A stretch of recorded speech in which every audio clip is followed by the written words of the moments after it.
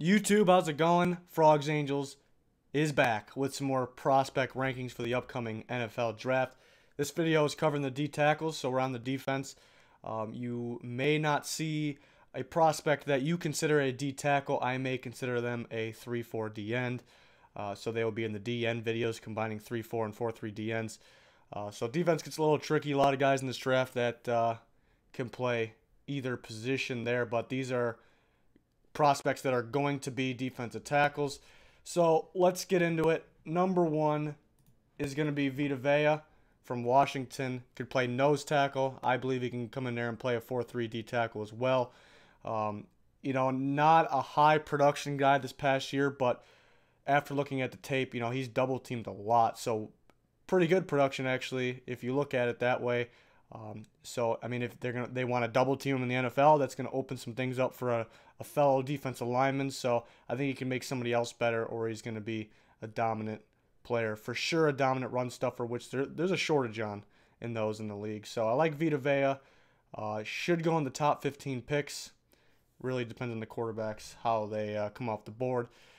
But on to number two, this is where it gets tricky. 2, 3 are very, very close. Different style defensive tackles, though. But I went with Maurice Hurst. I like Maurice Hurst a lot, if healthy. That's the big thing, the medical issue, the heart condition. If he's healthy, which he checked out at the pro day, I like him at 2. Really hard to find solid 3 techniques in that 4-3 defenses. So he's one of them, and he can be one of the best right away coming in the league. Reminds me a lot of Sharif Floyd coming out. Sharif Floyd, great player, unfortunate injury for him. He reminds me a lot like Sharif Floyd. So good talent. If healthy, he's for sure a first-round pick, top 20 player. Let's hope he's healthy. But a team may be, even if he checks out, a team may be scared to draft him. We'll see where he goes. I still expect him to go around late first. So I do like Maurice Hurst a lot. Rare talent. And high production too. D tackles, hard to find these high production guys as far as pass rush ability. So he's impressive in that category. Number 3 is gonna be Daron Payne. Like I said, he's pretty darn close to even 1. The top 3 guys they're really in a category of by themselves. They're just the 3 guys, and they're all gonna be first rounders, locked, as long as Hurst is healthy, of course. But Daron Payne, I think he can play in a 4-3 and a 3-4. Maybe that could give him the edge over Maurice Hurst. I prefer Maurice Hurst in a 4-3. I think Payne can play in both, much like Vita Vea. Really, what made me separate him is just tackling consistency. Not that the Payne can't tackle or he's a bad tackler or not consistent with his tackles. Just compared to the other two, I thought the other two, or a guy like Hurst, was just a little more consistent.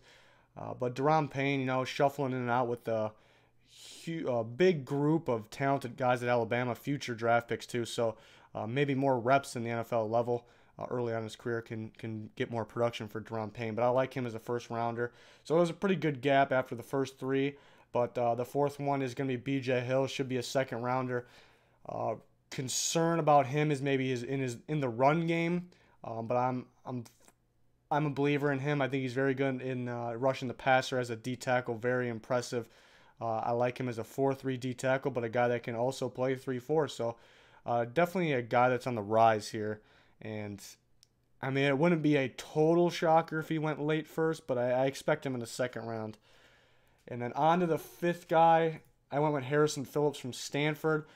Pretty good production guy. I think he'll be a 4-3 D tackle. Some teams may like him as a 3-4, but I really just prefer him as a 4-3 D tackle.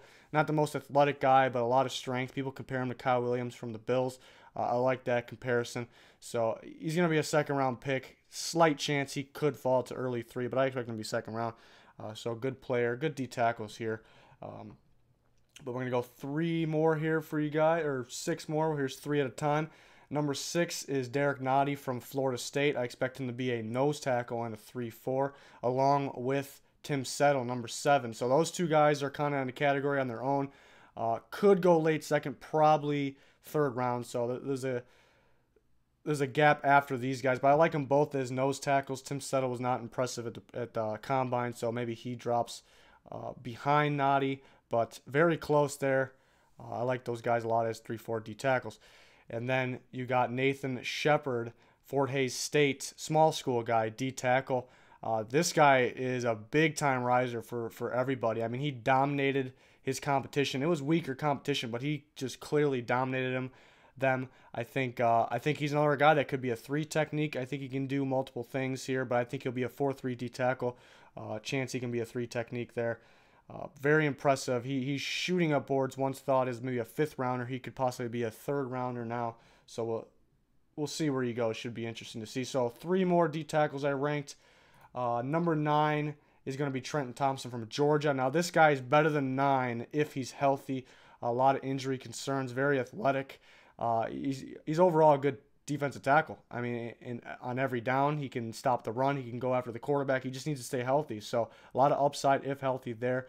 Number 10, big riser for me, P.J. Hall from Sam Houston State. This guy, I mean, it's not really all about production, but the production he has is very, very impressive. He's got pass rush numbers as a defensive tackle. You don't see that.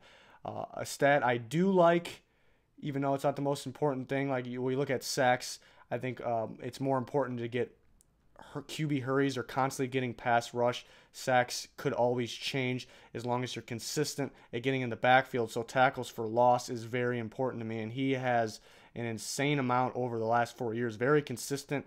The lowest he's got was 19, so he's in there in the 20s, and you look at the top defense tackles in this class are in single digits every single year. So I know they're playing different competition, different style D tackles, but it is very impressive. He's doing something right, a lot of upside for a small school guy. But I mean, Sam Houston State, very good school, still D1, it's just FCS. So very impressive guy on the rise. He can sneak up in that 4th round, possibly maybe 5th round.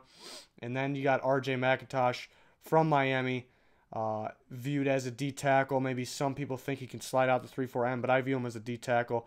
Really, that whole Miami D line should all get drafted, or pretty much all of it should get drafted. It's really hard to pick the guys out. Very similar to NC State D line. The whole group should get drafted. I know one suffered an injury, Contavious Street, but they all should get drafted. You kind of can pick those guys apart. The Miami guys, one game McIntosh is dominating, one game Chad Thomas, so it's really all over the place there. But they're all very good players. You expect them all to go in the mid rounds, so he comes in here at 11. The UConn kid Fatukasi could squeeze in here in the top 11 as well. Very, very close.